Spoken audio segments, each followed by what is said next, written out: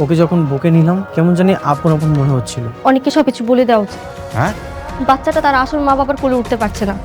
এই বাচ্চাটার জন্য অনেক আর মেঘলা আলাদা হয়ে গেছে। মনে করো তোমার আর মেঘলার যে সন্তান মারা গেছে, সে যদি সত্যি সত্যি মারা না যায়, যদি ভুলেও কখনো জানতে পারে ওর সন্তান আপনার কাছে, তাহলে ও কাউকে ছাড়বে না। তোরা তো ভিক্ষা করতে আসছিস, টাকা না দিলে এখান থেকে যাবি। কোনো কথা নেই, বের হন। আমরা বাটপার না, তুমি মাইয়াটা ভালো না। সেই কখন থেকে আমাদের লোকে খারাপ ব্যবহার করতেছো। কি বললি? আমার সাথে বিয়াদবি করলি? বের হ এখান থেকে, বের হ। আম্মা, আম্মা তুমি ঠিক আছো? আম্মা, ও মা, আইসোর সেই কখন থেকে এই মাইয়াটা আমাদের লোকে খারাপ ব্যবহার করতেছে। এমনকি ফকির মনে করে আমাকে ভিক্ষাও দিচ্ছে। বেয়াদব মেয়ে, তোমার এত বড় সাহস, তুমি আমার আব্বা আমার গায়ে হাত তুলো। আসলে কোথা থেকে ভিক্ষুকে ফকির,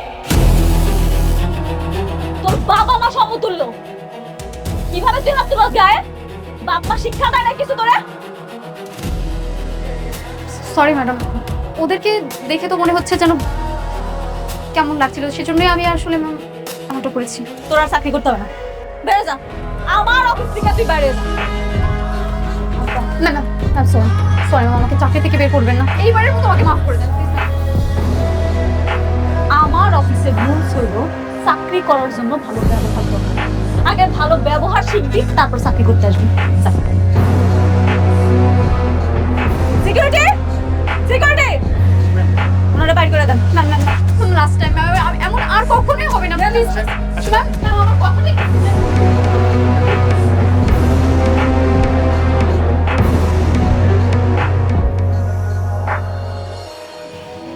আম্মা, আব্বা, তোমরা আমারে মাফ করে দাও। আমি না সত্যি বুঝতে পারি নাই আমার অফিসে আসার পরে এরকম একটা অবস্থা তোমার দেখা লাগবে। না রে মা, আমাকে তো চিনতে পারেন নাই, মাপ চাওয়ার কি আছে? হ্যাঁ, তারপরও সব দোষ আমারই। আচ্ছা ঠিক আছে, চলো আমরা কিছু খাবো না, আসো।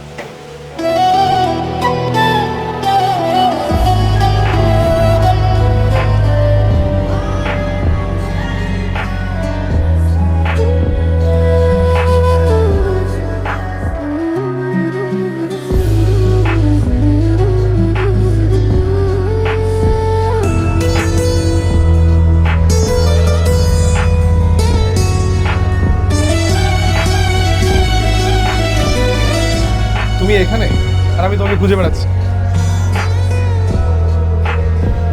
তুমি এখানে কেন? তার আগে বলো তোমার ফোনে কি হয়েছে? তোমাকে কলে পাচ্ছি না, কালকে একটু কথা হলো তাও তুমি ঠিকভাবে কিছুই বলোনি। কি হয়েছে তোমার? কিছুই হয়নি, অনেকের জন্য খারাপ লাগছে। মেঘলা ওকে ক্ষমা করছে না দেখে সবকিছু ছেড়ে ও বস্তিতে পড়ে আছে। আবার দেখো আমার কাছেও ফিরে আসছে না। তো এটা নিয়ে রাগ করার কি আছে? তো কান্না করার কি আছে? হ্যাঁ, তুমি তো জেনে শুনে আগুনে ঝাঁপ দিয়েছিলে, তাই না?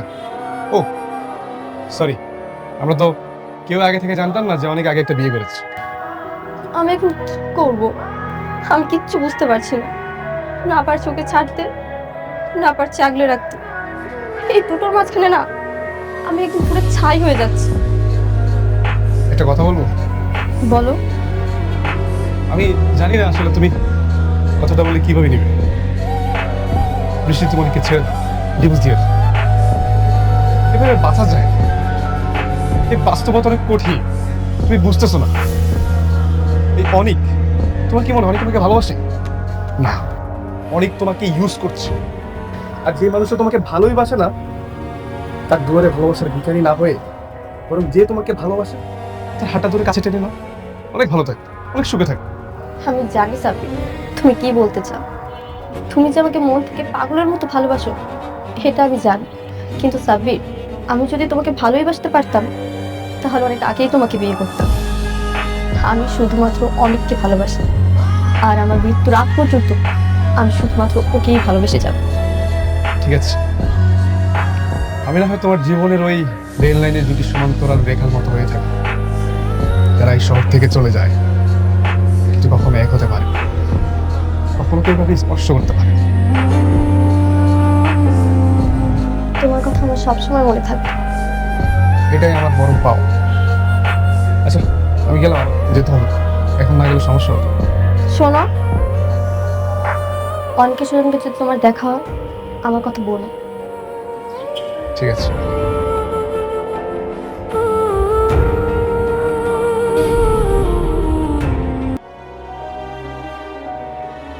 শালিমা বিলগার্সের সকল সদস্যরা হয়েছে আমার পরিবারের মতো। আর যেহেতু আজকে একটা পারিবারিক অনুষ্ঠান, আমার আব্বা আম্মার বিবাহ বার্ষিকী, তাই আপনাকে সবাইরে আমি ডাকাইছি। আপনারা আসছেন, আমি অনেক খুশি হয়েছি। আপনাদের কাছে সত্যি কথা লুকাবো না, জন্মের পর থেকে কখনো দেখি নাই আব্বা আম্মা বিবাহ বার্ষিকী পালন করছে। আমরা গরিব ছিলাম, গরিব মানুষের আর বিবাহ বার্ষিকী। সেই জন্য আল্লাহ যেহেতু আমার এখন তৌফিক দান করছে, তাই এখন থেকে চেষ্টা করবো প্রতি বছর আমার আব্বা আম্মার এই বিবাহ বার্ষিকীটা পালন করা। আপনারা সবাই আমার আব্বা আম্মার জন্য দোয়া করবেন। চলেন এবার সবাই মিলে আমরা কেকটা কাটি। চলেন আমরা সবাই করতালি দিয়ে ম্যাডামের বাবা মাকে অভিনন্দন জানাই। আব্বা, আমা, হ্যাপি অ্যানিভার্সারি, হ্যাপি অ্যানিভার্সারি।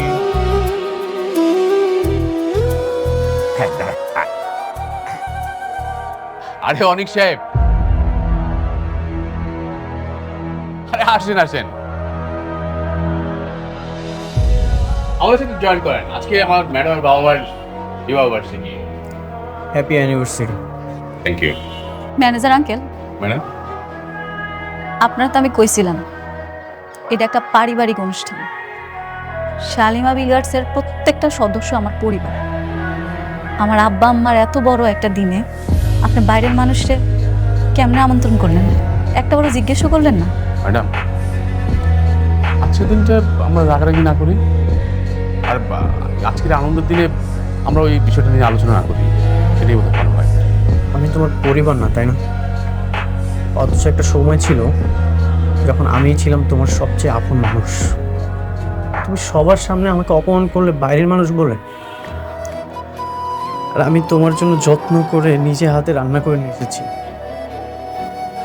তোমার পছন্দের খাবার, ডিম ভোনা, তোমাকে আমার পরিবার মনে করে। আর তুমি সবার সামনে বললে আমি তোমার পরিবার না। আমি জানি আমি ভুল করেছি, সেটার মাসুল তো আমি দিচ্ছি। তোমার পিছে পিছে আসতেছি, আমি এতটাই খারাপ হয়ে গেছি, আমাকে ক্ষমা করা যাচ্ছে না। মেঘলা, আমি কখনোই তোমার কাছে এটা আশা করিনি। বাবা, তুমি কিছু মনে করো না। আরে রাগারাগি করিস না। হ্যাঁ, আরে ও তো আমাকে আপনই ছিল, তারপরে ভুল করছে, ভুলের জন্য তো ক্ষমা চাইছে। থাক, আজকের দিনটা তো থাক। বাবা আসো, কেটে কেক খাও, আসো আসো। আব্বা, কারে কেক খাওয়াইতেছ তুমি?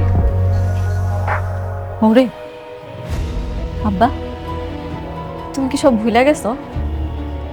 তুমি ভুলে যাইতে পারো, আমি কিচ্ছু ভুলি না। আমি ওরে ক্ষমা করব না। আজকে এত বড় একটা অনুষ্ঠান, আমি কত আশা কইরা সব আয়োজন করছি, চাইছিলাম তোমরা নিয়ে ধুমধাম করে অনুষ্ঠানটা পালন করব। তোমরা আমার ভালো লাগে না? না, ওরে কেক খাওয়াইতে মন চায়, ওরে কেক খাওয়াবো তো খাও।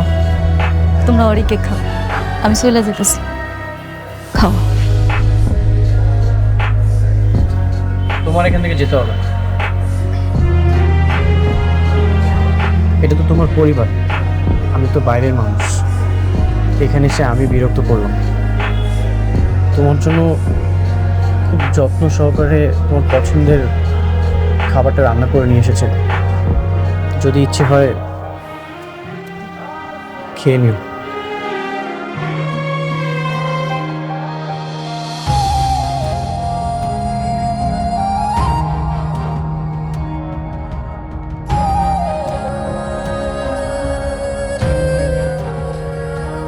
নীলা, আমাদের তো বিয়ের দিন একদম সামনে চলে আসছে, কিন্তু আমরা তো এখনো বিয়ের কোনো প্ল্যানিংই করলাম না। তুমি ঠিক বলছো। আমার বিয়েতে ভেবেছিলাম একটু ধুমধাম করে আয়োজন করব, মনটাই টানছে না। আচ্ছা তুমি কোনো টেনশন করো না, আমি আছি না, বিয়ের সব অ্যারেঞ্জমেন্ট আমি করবো। সব অ্যারেঞ্জমেন্ট আপনি করবেন মানে? সব অ্যারেঞ্জমেন্ট করবে? যখন দুঃখে পড়ছিলা তখন আমার মেয়ের হাত ধরে তো নদী পার হয়েছিল, মনে আছে? যখন বিপদ পার হয়ে গেছে মাঝিকার শালা হয়েছে, তাই আপনারা কারা এসব কথা কাকে বলছেন? তোমার পাশে যে দাঁড়ায় আছে এটাও তারে বলতেছে, এই রাতুলে বলতেছে। এই রাতুলের কথা ছিল আমার মেয়ের এসে বিয়ে করতে, সেটা সে না করে আমাদেরকে এই বাড়ি থেকে বের করে দিয়েছে। এই আপনি চিল্লাচ্ছেন কেন? আপনাদেরকে না আমি বলছি যে আপনারা আবার কখনো আর চোখের সামনে আসবেন না। কেন আসবো না? তুমি আমাকে লগে এত বড় একটা বেইমানি করতে পারলা? আর তোমার কথা মতো আমাকে আত্মীয় অনেক অনেকের সাথে বেইমানি করছি, আর সে তুমি তুমি আমাকে রাস্তা ছেড়ে মারলা। শুনেন, আপনাদের কপাল ভালো যে আমি আপনাদেরকে পুলিশে দেয়নি। যারা নিজের আত্মীয়র সাথে বেইমানি করতে পারে তারা আমার সাথে বেইমানি করবে না, তার কোনো গ্যারান্টি আছে? রাতুল, তুমি নাকি এই মেয়েকে বিয়ে করতে যাচ্ছ? হ্যাঁ। তাহলে সেদিন যে আমাকে নিয়ে বস্তিতে গিয়েছিলে, আমাকে কথা দিয়েছিলে অনেকের নামে মিথ্যা অপবাদ ছড়ালেন তুমি আমাকে বিয়ে করবে, তাহলে এখন এই মেয়ে? রাতুল, তুমি এই মেয়েকে নিয়ে সেদিন বস্তিতে গিয়েছিলে? কি বলে এসব? আরে বুঝো না, আমি তো অনেককে ফাঁসানোর জন্য ওকে ব্যবহার করেছিলাম। ও তো একটা নষ্ট মেয়ে। এই আপনারা তো আচ্ছা নিমো খারাম। অনেক যখন আপনাদেরকে বাসা থেকে বের করে দিয়েছিল তখন আমি রাতুল রাজ আপনাদেরকে আশ্রয় দিয়েছিলাম, ভুলে গেছেন? আমি অত কথা জানি না, তুমি আমার মেয়েকে বিয়ে করবে কিনা সেটা বলো। প্রশ্নই আসে না। দেখো রাতুল, আমার কথাটা শোনো। সবাই জানে যে আমার মেয়েকে তুমি বিয়ে করতে যাচ্ছ। এখন যদি তুমি আমার মেয়েকে বিয়ে না করে অন্য আরেকটা মেয়েকে বিয়ে করো, সমাজে আমি মুখ কি করে দেখো? তুমি আমার মেয়েটার জীবন এইভাবে নষ্ট করে দিতে পারো না। আমার মেয়েটার জীবন নষ্ট তো করছোই, কদিন পর তো এই মেয়েটার জীবনও তুমি নষ্ট করবা। আমাকে নিয়ে আপনাদের ভাবতে হবে না, আপনারা এক্ষুনি আমার বাসা থেকে বের হয়ে যাবেন, না হলে ঘাট ধাক্কা দিয়ে বের করে দেবে। না, যাব না। আমার মেয়ের সাথে তোমার বিয়ে হইব, তারপর আমরা এখান থেকে যাবো। তুমি আমাকে ঘাট ধাক্কা দিয়ে বাড়ি থেকে বের করে দেবে? হ্যাঁ, আমি বুঝতে পারছি আপনারা আসলে ভালো কথার মানুষ না, আপনাদেরকে কাজে প্রমাণ দিতে হবে।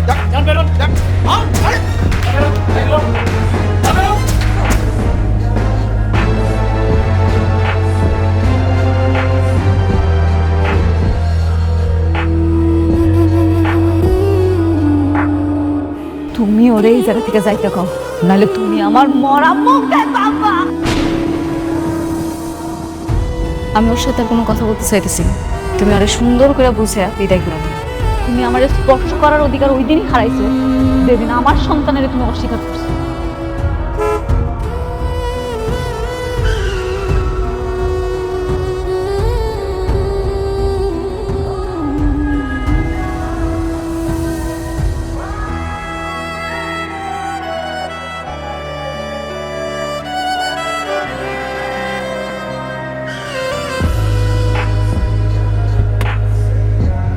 অনেক কি হয়েছে তোমার? তুমি একটু পাগল মতো হাঁটছো কেন? আর একটু হলে তো গায়ে নিচে পড়তে তুমি। আমার না আসলে মারা যাওয়া উচিত। জীবনটা কেমন জানি, জীবন তো লাশ হয়ে গেছে। এর চেয়ে তো রাস্তার মাঝপথে শেষ হয়ে যাওয়াই ভালো। বেঁচে থাকার এই আজাব থেকে অন্তত মুক্তি পেতাম। অনেক তুমি এসব কি বলছো? হ্যাঁ, তুমি একটা ছেলে মানুষ, তুমি এভাবে ভেঙে পড়লে হবে? হ্যাঁ হ্যাঁ, তুমি একটা ভুল করছো। তুমি মেঘলার কাছে গিয়ে মাপ চেয়ে নাও, তাহলে তো সে তোমাকে মাফ করে দেয়। মাফ করে দিলেই কি আর আমাদের সন্তান ফিরে আসবে? ফিরে আসবে না। মেঘলার চোখে ঘৃণা মুছে যাবে। মেঘলা এখন আর আমাকে মানুষ মনে করে না। ও এখন যেটা মনে করে জন্তু, জানো। ও যখন আমাকে দেখে তখন আমাদের সন্তানের কথা ওর মনে পড়ে। অনেক আমি তোমার ব্যাপারটা বুঝতে পারছি, কিন্তু তোমার কি এখনো বিশ্বাস হয় না যে মেঘলা তোমাকে ভালোবাসে? অনেক আমি বলছি মেঘলা সত্যি তোমাকে অনেক ভালোবাসে, সত্যি। ভালোবাসা কি আর আছে? এখন যেটা আছে সেটা অভিমান আর অভিযোগ। আমি যখন মেঘলার সামনে যাই ও আমাকে আমাদের সন্তানের খুনি মনে করে। এমন একটা জায়গায় কখনো কি প্রেম ফিরে আসে? অনেক তাই বলে তুমি এভাবে বস্তিতে পড়ে থাকবে? হ্যাঁ, এটা কি কোনো সমাধান হতে পারে? আর তুমি নিজের কি একটা অবস্থা করে ফেলছো? হ্যাঁ বলো। সমাধান তো এখন আর আমার হাতে নেই। আমার জীবনের সকল চাবিকাঠি, সব কিছু রাতুল চুরি করে নিয়ে নিয়েছে। এখন আর কিছুই নেই আমার। এখন শুধু অপরাধের হাটটাই বয়ে বেড়াচ্ছে। জানো সাব্বির, আমি যখন আয়নার দিকে তাকি তখন না আমি আমাকে চিনতে পারি না। বারবার শুধু মনে হয় অনেক অনেক আগেই মারা গেছে। এখন শুধু জীবনটা লাস্টটা বয়ে বেড়াচ্ছি। দেখো অনেক সব পাগলামি ছাড়ো, সবার সাথে চলো, আমি তোমাকে দিয়ে এসে চলো। না, আমি একা থাকতে চাই। আমার নিজের সাথে নিজের লড়াইটা এখনো শেষ হয়নি। তুমি যাও।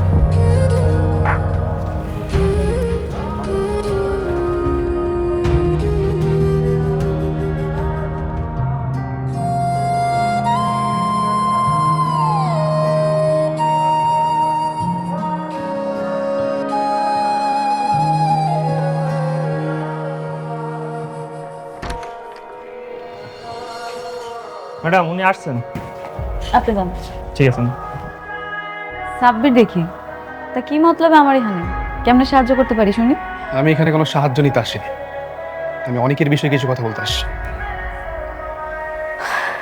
আমি তোমার আগেই বলছি, আমি অনেকের ব্যাপারে কোনো কথা শুনতে চাই না। কেন শুনতে চান না? আপনার শুনতে হবে। সাব্বির, তুমি মনে হয় জানো না কিছু, নাকি নতুন করে আবার সবকিছু শুনতে চাও? তোমার সামনে সব ঘটনা ঘটছে। তুমি কি জানো না, দিনের পর দিন অনেক আমার অপমান করছে, আমার সন্তানটারে স্বীকৃতি দেয় নাই। আমার সন্তানটা মৃত্যুর পিছনে শুধুমাত্র ওই দেয়। আমার জীবনটা ছারখার করে ফেলাইছে, তারপর আবার জিজ্ঞেস করতেছো কেন ওর কথা শুনতে চাই না আমি? হ্যাঁ আমি জানি, আমি সব কিছুই জানি, কিন্তু আপনি একটা বার চিন্তা করেন তো, একটু অনেকের জায়গায় এসে চিন্তা করেন না। একটা ছেলে যখন ডাক্তারের কাছে গিয়ে ডিএনএ টেস্ট করে দেখবে তার স্ত্রীর যে সন্তান সেটা তার না, তখন তার মানসিক অবস্থাটা কেমন হতে পারে একটু চিন্তা করে দেখেন না। পৃথিবীর কোন ছেলেটা তার ওয়াইফকে অস্বীকার করবে না? এই যে আমি হলে কি করতাম? আমি অস্বীকার করতাম না? না, অস্বীকার করতাম না। কেন করতাম না জানো? কারণ তুমি বিশ্বাস করতাম। অনেকের বিশ্বাস করানোর দরকার আছিল যে আমি অনেকের পাগলের মতো ভালোবাসি। আমি এত খারাপ মাইয়া না যে অনেকের ছাড়া অন্য কোথাও যাও। অবিশ্বাস। আর অনেকে আপনাকে অনেক বিশ্বাস করতো, কিন্তু ঝামেলাটা তো করছে ওই রাতুল। রাতুল যদি টাকা দিয়ে রিপোর্ট চেঞ্জ না করতো তাহলে আপনাদের দুজনের এই পরিণতি হতো না। আরে রাতুল রিপোর্ট চেঞ্জ করে ফেলাইছে, এই জন্য সবকিছু হয়েছে। কেন অনেক পারতো না? দুনিয়াতে কি সব ডাক্তার মরে গেছে? অনেক পারতো না অন্য জায়গায় টেস্ট করাইতে? করায়নি। অনেক আমারে অবিশ্বাস করছে। আপনি সেই বারবার একই বিষয় নিয়ে তর্ক করছেন। শুনুন, আমি আপনাকে একটা কথা বলি, আপনাদের সন্তানের মৃত্যুর জন্য আপনি আর অনেক দুজনই দেয়। মানে আপনি সাবধান হননি। আপনার গর্ভে সন্তান ছিল, আপনার উচিত ছিল তখন আপনার এই বাড়িতে চলে আসা, কিন্তু আপনি আসেননি। আপনি অবহেলা করছেন। আপনার এই অবহেলার কারণে আপনার সন্তান রাস্তায় অ্যাম্বুলেন্স হয়ে মারা গেছে। আসলে অনেক আপনাকে অনেক ভালোবাসে বলে সেই বস্তিতে গিয়ে পড়ে আছে। আরে বৃষ্টি তাকে বারবার নেওয়ার জন্য চেষ্টা করছে, কিন্তু সে যাচ্ছে না। কেন যাচ্ছে? আপনার জন্য। আর সেই আপনি তাকে বারবার দূরে ঠেলে দিচ্ছেন। কেন? আমি কি নিষেধ করছি? না, আমি এখন পথে কাটা হইয়া দাঁড়াইছি। অনেক কেন জানা বৃষ্টির কাছে যা, আমি তো বাধা দিতেছি। আর অনেক যদি যেত তাহলে সে অনেক আগেই চলে যেত, কারণ সে আপনাকে ভালোবাসে। ও, আপনাকে তো বলা হয়নি, আজকে আমি অনেকে যে অবস্থা দেখছি, আমার মনে হয় না বেচারা আর বেশি দিন বাঁচবে। কি? কেন? অনেকের আবার কি হয়েছে? অনেক আস্তে পাগলের মতো হাঁটছে, তার চোখ দিয়ে পানি পড়ছে। আমার এত যে মায়া লাগলো, আমার তো বন্ধু তাই না? বেচারা আপনার জন্য তার নিজের জীবনটাই হারাতে বসছে। মারে অনেক রে, তুই মাফ করে দে। মারে একটু চিন্তা করে দেখ, জানি অনেক ভুল করছে, কিন্তু আমরাও তো ভুল করছি তাই না? আমার মনে হলো আপনাকে কথাগুলো বলা দরকার, তাই আমি বলতে আসছি। দেখুন, এখন চুপ করে বসে থাকার সময় না। এসব রাগ অভিমান সবকিছু ভুলে কাছে যাওয়ার সময়। দেখুন, বাকিটা আপনার ইচ্ছে।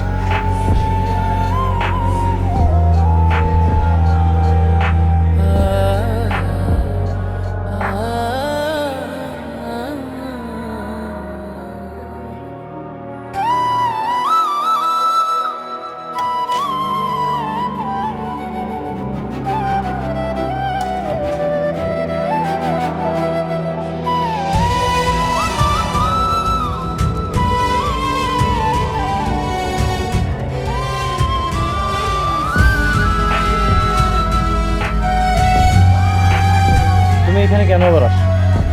তোমাকে কেন বলছি এই বস্তিতে আর কখনো আসবে না? কেন আসবো না? তুমি আমার হাজবেন্ড, তোমার উপর আমার অধিকার আছে।